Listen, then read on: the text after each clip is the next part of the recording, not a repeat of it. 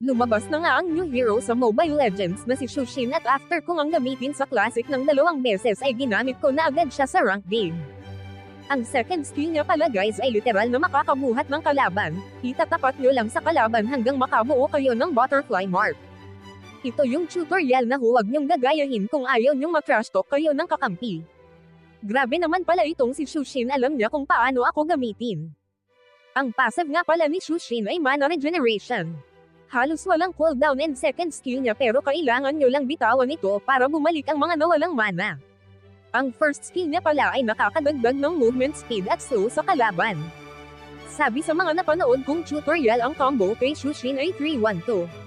Pero ang combo ko ay kung ano lang yung mapindot kong skills kaya huwag nyong tutularan.